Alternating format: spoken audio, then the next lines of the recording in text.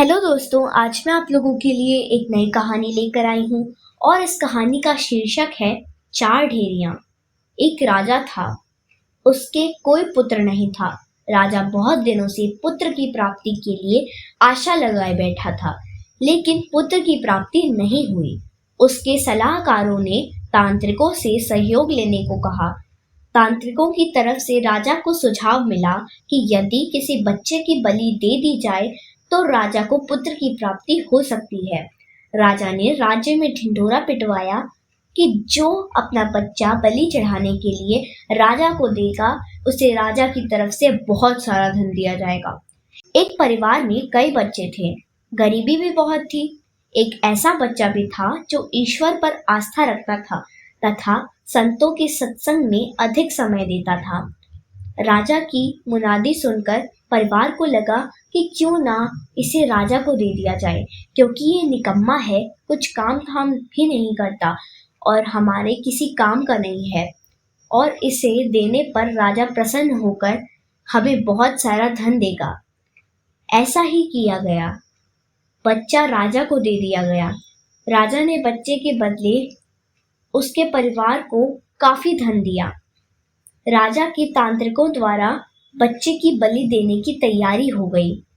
राजा को भी बुला लिया गया। बच्चे से पूछा गया कि तुम्हारी आखिरी इच्छा क्या है। ये बात राजा ने बच्चे से पूछी और तांत्रिकों ने भी पूछी।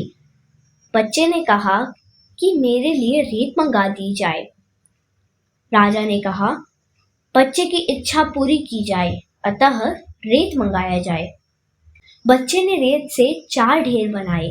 एक एक करके बच्चे ने 3 रेत के ढेरों को फोड़ दिया और चौथे के सामने हाथ जोड़कर बैठ गया और उसने राजा को कहा कि अब जो करना है आप लोग कर लें।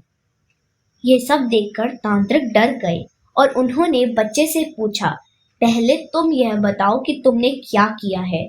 राजा ने भी यही सवाल बच्चे से पूछा तो बच्चे ने कहा कि पहली ढेरी मेरे माता पिता की थी, मेरी रक्षा करना उनका कर्तव्य था, परंतु उन्होंने अपने कर्तव्य का पालन ना करके पैसे के लिए मुझे बेच दिया, इसलिए मैंने ये ढेरी तोड़ दी।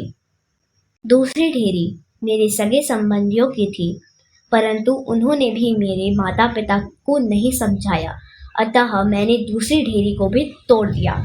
और तीसरी ढेरी आपकी थी, क्योंकि राज्य की प्रजा की रक्षा करना राजा का ही धर्म होता है, परंतु जब राजा ही मेरी बलि देना चाह रहा है तो ये ढेरी भी मैंने तोड़ दी। और चौथी ढेरी मेरे ईश्वर की है, अब सिर्फ और सिर्फ अपने ईश्वर पर ही मुझे भरोसा है, इसलिए ये ढेरी मैंने छोड़ दी है।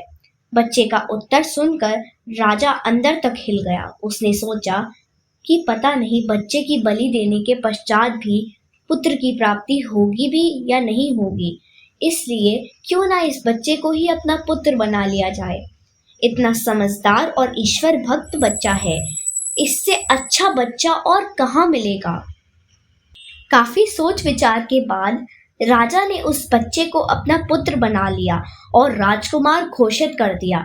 जो व्यक्ति ईश्वर पर विश्वास रखते हैं उनका कोई बाल भी बांका नहीं कर सकता। यह एक अटल सत्य है।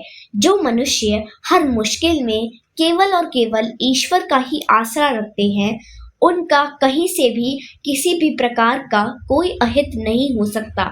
संसार में सभी रिश्ते झूठे हैं, केवल और केवल एक प्रभु का नाम ही सत्य है।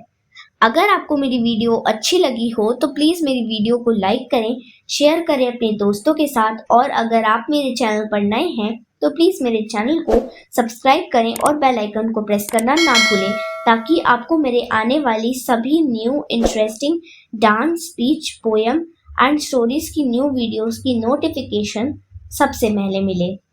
Thanks for watching this video.